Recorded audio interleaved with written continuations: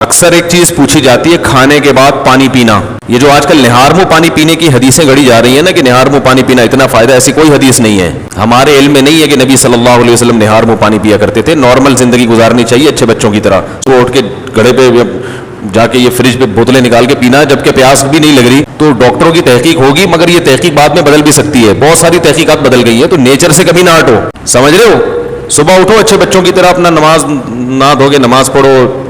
جب بھوک لگنا شروع ہو جائے تو کھانا کھا لو.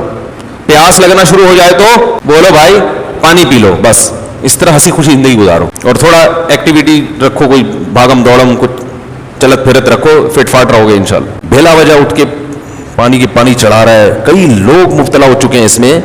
فائدے ہیں اس کے، میں نہیں کہتا کہ فائدہ نہیں ہے، سائڈ افیکٹ بھی ہیں. جو بھی کام آپ ایک نیچرل لائف سے ہٹ کے کرو گے نا، اس کے جہاں فائدے ہوں گے وہاں کچھ ایسے نقصان ہو رہے ہوں گے جو آپ کو بعد میں پتہ چلیں گے.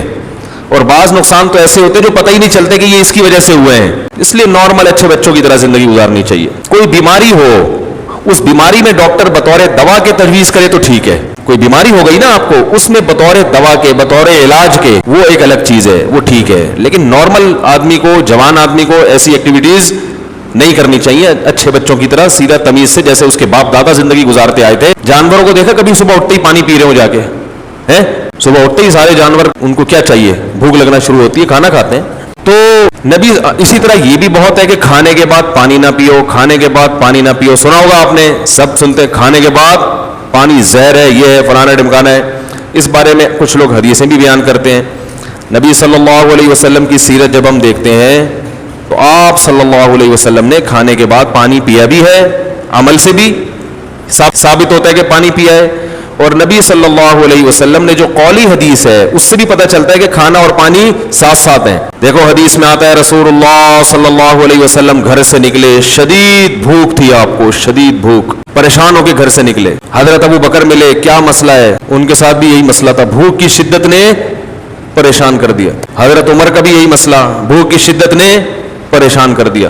یہ تینوں اصحاب جا رہے ہیں. ایک صحابی نے کہا، دعوت کی ان کی، اپنے باغ میں لے کر گئے، تر کھجوریں سامنے لا کے رکھیں. آپ صلی اللہ علیہ وسلم نے ان کھجوروں کو تناول فرمایا اور فرمایا ان نعمتوں کے بارے میں ہم سے قیامت کے دن سوال ہوگا. اور وہ کھجوریں آپ نے کھانے کے بعد کنویں کا میٹھا پانی پیا اور سیر ہو گئے. پانی پینے کا مزہ ہی کھانے کے بعد ہے. کھجوریں کھا لیں، اب پیاس لگ رہی ہے آپ کا، نہ کھانے کے 3 گھنٹے کے بعد پانی، 2 گھنٹے کے بعد پانی. وہ بہت مصیبت ہے بھائی، یہ نیچر ہے، کھاتے ہی پانی پینے کا دل چاہتا ہے. اور ایک اور حدیث سنا دیتا ہوں. آپ صلی اللہ علیہ وسلم نے فرمایا میدے کے 3 حصے کرو، ایک حصہ کھانا، ایک حصہ پانی، ایک حصہ ہوا. تو یہ جو ایک حصہ پانی اور ایک حصہ کھانا، اس کا صاف مطلب ہے کہ کھانے کے ساتھ ہی پانی ہے، تبھی تو اس کے لیے جگہ چھوڑنی ہے.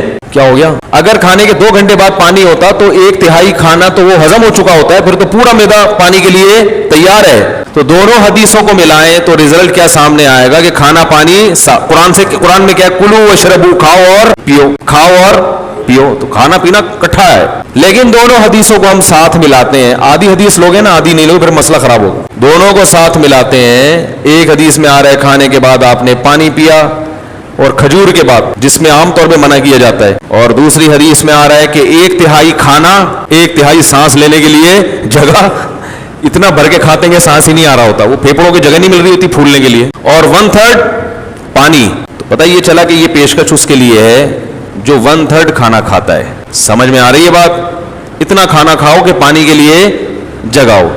آج کل جو منع کیا جاتا ہے کھانے کے بعد پانی سے، ان لوگوں کو شاید ڈاکٹروں کی مراد وہ لوگ ہوں یا سب لوگ ہی ایسا کر رہے ہیں، وہ یہاں تک کھاتے ہیں. اس کے بعد جب آپ پانی پیئیں گے تو وہ کھانا پھول جاتا ہے یا اور مسائل پیدا کرتا ہے، وہ جگہ بچتی نہیں ہے. اس سے نتیجہ کیا نکلتا ہے؟ بد ہضمی. تو وہ تھوڑا کھانا اگر کھایا جائے تو اس کے بعد پانی پینے میں کوئی حرج نہیں ہے، بلکہ فائدہ مند ہے، کیونکہ نبی نے جو کام کیا وہ نقصان دہ نہیں ہو سکتا. دوسری بات یہ کہ پانی کس قسم کا پینا ہے. ہمارے نبی نے جو پانی پیا وہ کنویں کا، وہ ایک نارمل ٹیمپریچر ہوتا ہے اس کا. اور ہمارے ہاں جو کھانے کے بعد پانی پیا جاتا ہے وہ فریج کا نکلا ہوا ٹھنڈا ٹھاٹ. سمجھ میں آ رہی ہے بات؟ اس سے میدے کا کیا ہو جاتا ہے؟ بیڑا غرق. یہ جو ہمارا میدا ہے نا، یہ وائز گھومتا ہے ایسے، یعنی میرے لحاظ سے دیکھیں نا، یوں کر کے گھومتا ہے، آپ کے لحاظ سے یوں کر کے گھومتا ہی ہے، ایسے گھوم رہا ہوتا ہے. تو جب آپ ٹھنڈی ٹھاٹ چیز پانی اس میں ڈالتے ہو تو اس کی جو گھومنے کی حرکت ہے وہ سست ہو جاتی ہے، اور وہ جو کھانا ہے وہ مختلف قسم کے کھانچوں میں پھنس جاتا ہے. ٹھیک ہے نا؟ جیسے ایک چیز گھوم رہی ہو نا، کوئی چکی ہے جو اپنے گھوم رہی ہے پیس رہی ہے تو ظاہر ہے فرق پڑتا ہے نا, اس کی رفتار سلو ہو جائے تو اس سے قبض ہوتا ہے اور درجنوں بیماریاں پیدا ہوتی ہیں. تو پانی کھانے کے بعد پی سکتے ہیں آپ, بشرطے کہ کھانا آپ نے تمیز سے کھایا ہو اور پانی کا ٹیمپریچر بہت زیادہ کم نہ ہو, ٹھنڈا پانی نہ ہو. سمجھ رہے کہ نہیں سمجھ رہے؟ تو اس بارے میں جو حدیثیں پیش کی جاتی ہیں نا کھانے کے بعد پانی نہ پینا, وہ صحیح نہیں ہے. اور اگر گرم پانی پیا جائے جو چولہے کا گرم ہو, وہ تو ہاضمے میں اور مدد دیتا ہے, جو کاوا جسے کہتے ہیں, وہ تو اور تھوڑی مدد دیتا ہے ہاضمے میں. لیکن میں نوجوانوں کو کہتا ہوں وہ نہ پئیں, تمیز سے زندگی گزاریں, بس پانی پئیں آرام سے.